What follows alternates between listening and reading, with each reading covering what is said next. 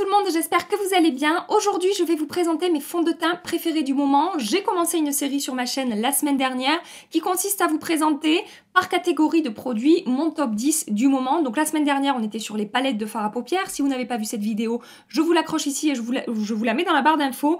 Et aujourd'hui, donc, on va parler fond de teint. Sachez qu'il faut vraiment que je vous aime pour faire ce type de vidéo parce qu'à chaque fois que je prépare la sélection de mes produits, en tout cas là pour les palettes et les fonds de teint, ça a été une vraie torture de devoir abandonner un certain de ces fonds de teint. Par exemple, comme ça je le cite quand même un petit peu, par exemple le fond de teint Dior Backstage. Je l'adore, c'est un fond de teint merveilleux, mais en ce moment, c'est pas forcément le fond de teint vers lequel je me tourne. Non mais presque je l'entends chouiner derrière moi, j'entends une petite voix qui sort de mon placard là qui me dit mais comment as-tu pu me faire ça? Comme toujours dans ce type de vidéo, je vous attends dans les commentaires pour savoir vous quels sont vos fonds de teint chouchous du moment vers lesquels vous vous tournez le plus. Et écoutez, je commence tout de suite la présentation de mes fonds de teint. J'ai pas réussi à faire d'ordre, vous savez pour mes palettes j'ai fait 19, 8, 7, 6, 5, 4, 3, 2, 1 avec le numéro 1 le meilleur. Là, pour le numéro 1, j'ai une idée, mais pour tous les autres, c'est 1 et puis tout le reste. Voilà. Parce que j'arrive pas à faire de classement, c'est pas possible. Donc, je vais commencer par le fond de teint que je porte aujourd'hui sur mon visage. Il s'agit du fond de teint By Terry Hyaluronic Hydra Foundation. Je porte en général la teinte 300W, mais sachez que pour que ce soit parfait par rapport à ma carnation, c'est bien quand je le mélange avec la teinte 200W. Et donc c'est un fond de teint que j'apprécie beaucoup pour son rendu très naturel sur la peau. Il a vraiment un effet seconde peau. On ne voit absolument rien en termes de texture quand on applique ce fond de teint.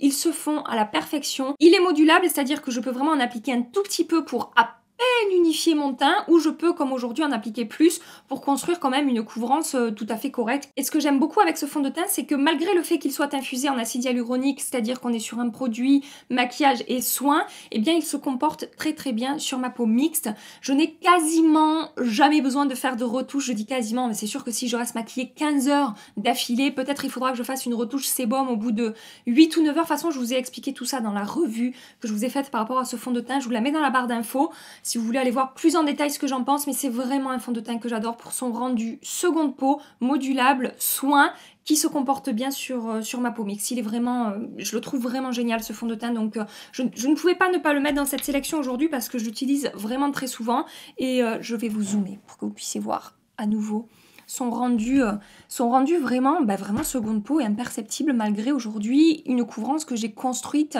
moyenne plus. Voilà, donc c'est vraiment un très beau fond de teint. Je ne peux pas dire le contraire. Fond de teint suivant, je voulais vous parler du Stay Naked de chez Urban Decay. Je porte la teinte 30WY dans ce fond de teint et donc je le mets dans cette sélection par rapport à sa tenue sur ma peau. C'est un des fonds de teint de ma collection qui tient le mieux sur ma peau mixte. Il est démentiel par rapport à ça.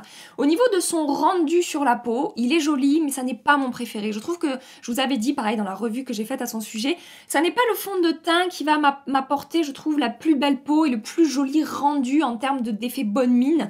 Mais par contre, en termes de tenue, quand je sais que je vais avoir une journée de malade, genre je vais passer 15 heures en extérieur, au soleil, au vent, peu importe, face aux éléments, j'utilise celui-là parce que je sais que ça ne va pas bouger du matin jusqu'au soir. Je ne vais pas avoir besoin de faire de retouches du matin jusqu'au soir. Il est vraiment génial pour sa tenue. Et ce que j'ai tendance à faire aussi quand je veux prolonger la tenue d'autres fonds de teint, je mets une pompe de celui-là, je mélange avec un autre fond de teint et j'applique et ça prolonge vraiment la tenue. Vraiment pour ça, il est fabuleux. Après, quand je vous dis que c'est pas mon préféré en termes de rendu sur la peau, il a quand même un joli rendu, il se fond bien la peau, il n'y a pas d'effet de matière sur mon visage. Et par exemple, je sais que cet été, c'est un fond de teint que je suis susceptible de beaucoup porter quand je sais que je vais avoir des grosses journées et que je veux quelque chose qui ne bouge pas du matin jusqu'au soir. Ensuite, je prends au hasard, hein, là dans ma sélection, il n'y a pas, je vous ai dit, à part le dernier que je vais vous présenter, mais vous savez déjà lequel c'est, si vous me suivez depuis un petit moment. Vous savez très bien quel fond de teint sera numéro 1 dans cette vidéo. Et d'ailleurs, petit jeu, je vous attends dans les commentaires pour savoir, selon vous, quel sera le fond de teint numéro 1 que je vous présenterai tout à la fin de cette vidéo.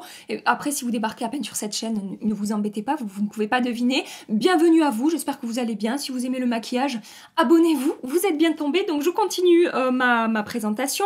Le fond de teint Zoeva, je vous en ai énormément parlé ces derniers temps. Il s'agit du Authentic Skin Foundation que j'ai en teinte 40W. Cette fois-ci, on est sur un fond de teint à un prix abordable. Je l'apprécie particulièrement pour son rendu lumineux, parce qu'il est vraiment vendu comme étant un fond de teint lumineux, mais malgré ça, il se comporte très bien sur ma peau mixte. J'ai toujours peur des fonds de teint avec des rendus lumineux, je finis souvent très grasse et huileuse sur ma peau mixte, et sur ma zone T en particulier. Celui-là, je sais qu'il va m'apporter une belle lumière, un bel éclat, et que je ne vais pas avoir à me soucier de l'état de ma zone T, de la tenue de ce fond de teint sur ma peau. Il est vraiment génial, il apporte vraiment un effet peau en bonne santé, et en plus il a une couvrance qui est vraiment pas mal. On peut avoir quelque chose de léger si on en applique un tout petit peu, mais on peut vraiment construire une belle couvrance. On sera pas sur une couvrance extrême, mais on sera sur une couvrance moyenne plus si on construit bien le fond de teint, et vraiment il se comporte très bien sur ma peau. J'aime beaucoup son rendu glowy. Voilà, donc ce fond de teint Zoeva, je l'adore.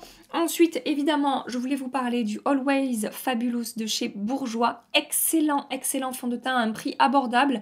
J'utilise la teinte 125 Ivoire, je vous en ai énormément parlé ces derniers temps. En termes de couvrance, il se rapproche un petit peu du Zoeva, c'est-à-dire qu'on peut avoir quelque chose de léger si on en met un tout petit peu et qu'on étire bien la matière, mais on peut construire une belle couvrance avec ce fond de teint. Ça camouflera pas toutes les imperfections si vous avez vraiment des grosses imperfections, mais quand même, on peut construire une très belle couvrance avec ce produit. Mais à la différence du Zoeva, celui-ci a un fini semi-mat. Ça va garder un petit peu d'éclat, un petit peu de lumière, ça ne va pas ternir et plomber votre teint, mais c'est quand même bien moins lumineux que le fond de teint Zoeva. Et donc quand je cherche ce genre de fini semi-mat et que je vais avoir un fond de teint magnifique sur la peau, complètement fondu, sans effet de matière, qui ne file pas, qui ne migre pas, qui ne se sépare pas de ma peau, qui ne file pas dans les petites rides, les petits coins un petit peu critiques qu'on peut avoir, je me tourne vers ce fond de teint là. Vous allez peut-être vous dire que je me répète beaucoup dans cette vidéo, mais pour moi la tenue c'est un des critères les plus importants. Il peut être très beau sur la peau au moment de l'application, mais si au bout de 2 heures on ressent plus à rien, ça n'a aucun intérêt pour moi de porter un fond de teint.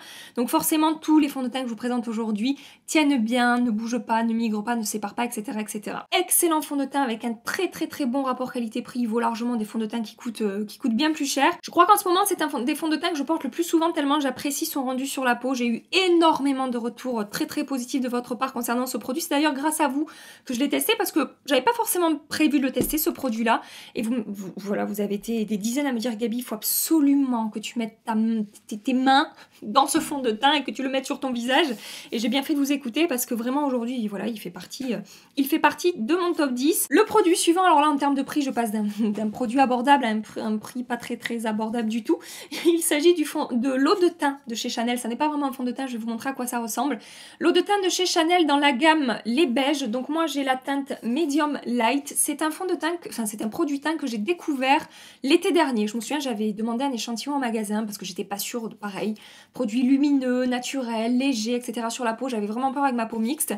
Et je suis tombée amoureuse de ce produit, et en fait quand j'ai voulu l'acheter en version normale, il était épuisé partout. Et donc j'ai laissé tomber en me disant tant pis. En fait à la base il était vendu comme étant en édition limitée, et aujourd'hui on peut en fait l'acheter, ça n'est plus une édition limitée.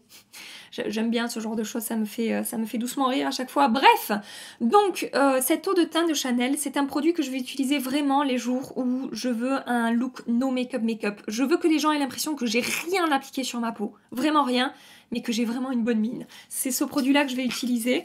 Je vous explique le principe. Donc en fait, attendez, je vais faire ça, voilà, vous allez le voir comme ça. C'est un fond de teint, je sais pas si vous verrez, mais il y a des micro-billes encapsulées dans la texture assez fluide, assez liquide, là, que vous pouvez voir.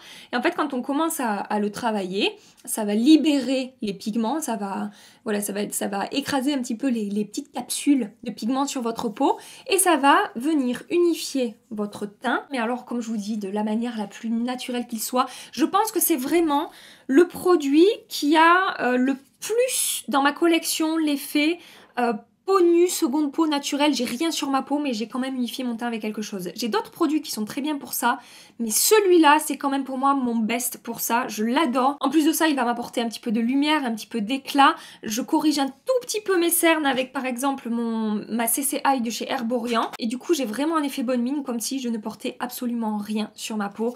Et vraiment...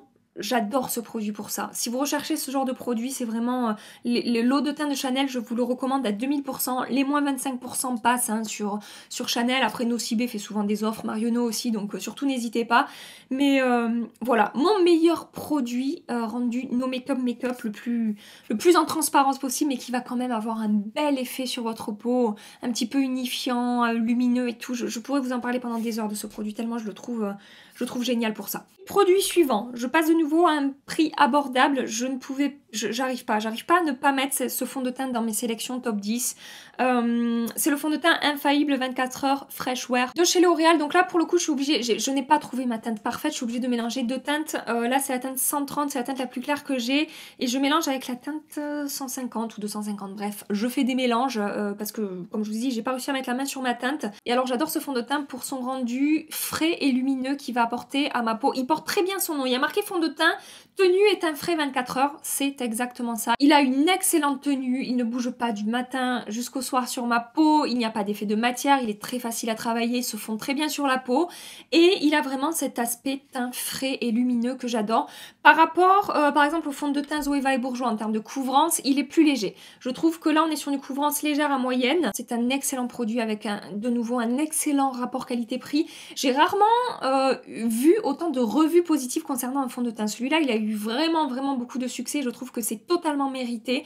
Et voilà, ça fait, je sais pas, je crois que ça fait un an que je l'ai découvert à peu près. Et il était dans ma vidéo de mes favoris de l'année à un prix abordable. Et il est encore dans cette vidéo aujourd'hui. Vraiment, quand j'étais devant mon tiroir de fond de teint, pareil, je me suis dit, celui-là, je peux pas ne pas le mettre. Il est trop bon pour ne pas être dans cette vidéo. Voilà, donc...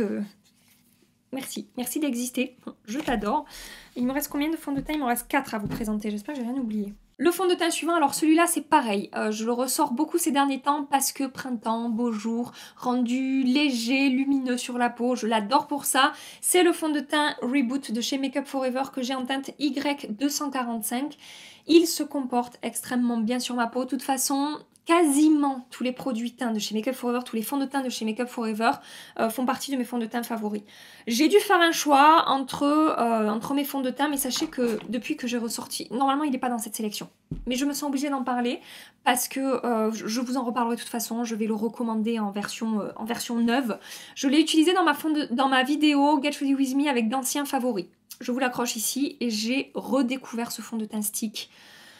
Je l'ai pas mis dans cette vidéo parce que ça fait pas assez longtemps que je me suis remise à l'utiliser, mais j'aurais pu. Franchement, j'aurais pu le mettre dans cette sélection, il est merveilleux. Lui, il a vraiment fait des allers-retours là ce matin entre mon top 10 et pas mon top 10. Bref, donc le Reboot de chez Make Up For Ever est un fond de teint qui illumine, lisse, raffermit, hydrate et unifie. Alors le raffermit...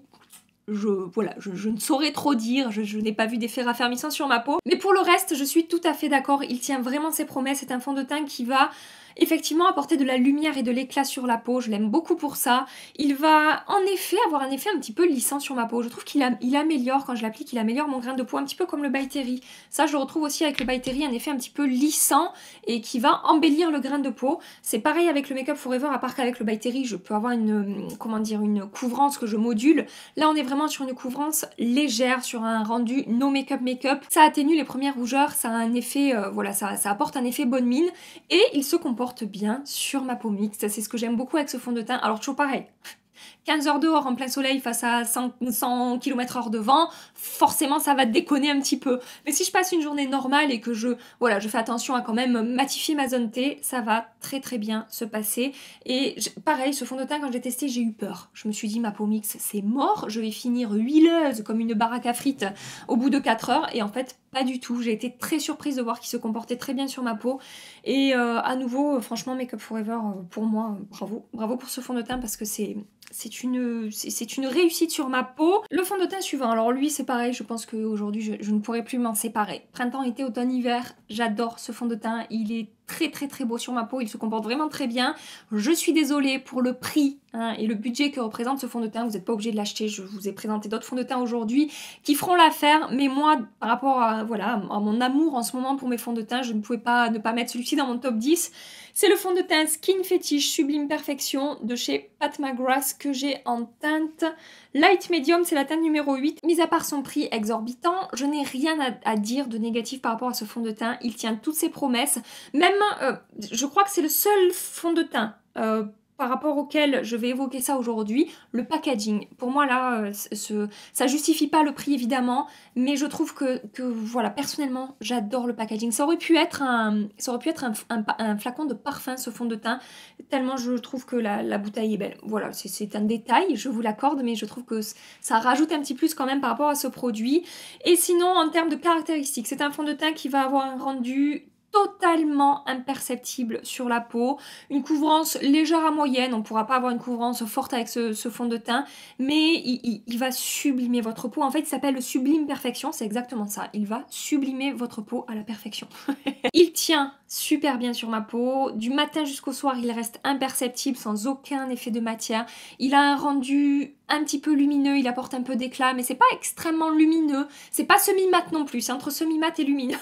Débrouillez-vous avec ça. Je m'en souviens, j'avais fait un luxe face dupe, et il me semble que j'avais comparé ces deux fonds de teint. Si je devais choisir le fond de teint à un prix abordable qui correspond le plus en termes de couvrance et rendu au Pat McGrath, ce serait le Water Fresh de chez L'Oréal.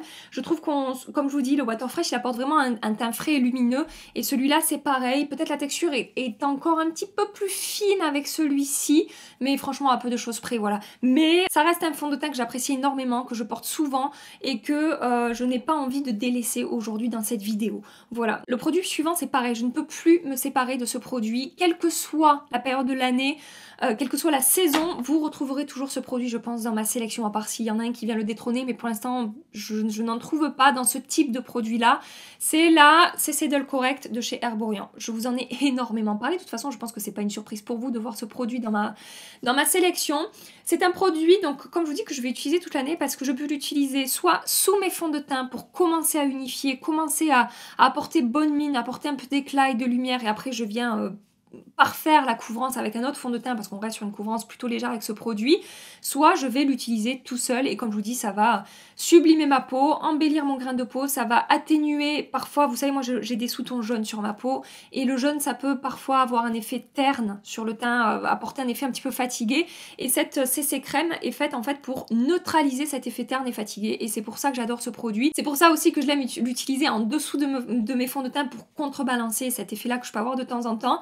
Donc vraiment excellent produit, excellente CC crème qui tient toutes ses promesses. J'avais la CC crème classique mais que j'aime beaucoup, hein. J'aime énormément la CC crème classique, mais la CC Dull Correct je trouve qu'elle a encore plus voilà, elle m'apporte encore plus bonne mine, c'est un peu ce pourquoi elle est faite de toute façon, que la classique est vraiment, voilà, teint unifié, booster d'éclat, perfecteur automatique. J'ai rien d'autre à rajouter à part son excellente tenue sur ma peau mixte. Voilà pour la CC Dull Correct de chez Herborian, qui c'est pareil, là j'ai un petit truc pour ranger là, je la mets là et elle est toujours là à côté de moi comme avec les CC Eyes. Toujours là à côté de moi. Ça c'est des produits qui ne me quittent jamais dans mes voilà, dans les roulements de mes produits. Je reviens très souvent vers ce type de produit. Et enfin le dernier fond de teint que je vais vous présenter aujourd'hui, mais mon numéro 1, mon fond de teint favori de tous les temps, le Matte Velvet Skin de chez Make Up For Ever. Ouais, bravo à tous ceux qui ont trouvé la bonne réponse hein, à la question que je vous ai posée tout à l'heure. Petit détail, j'ai remarqué en fait que ce fond de teint, je n'aimais l'utiliser, l'appliquer uniquement qu'avec mon éponge.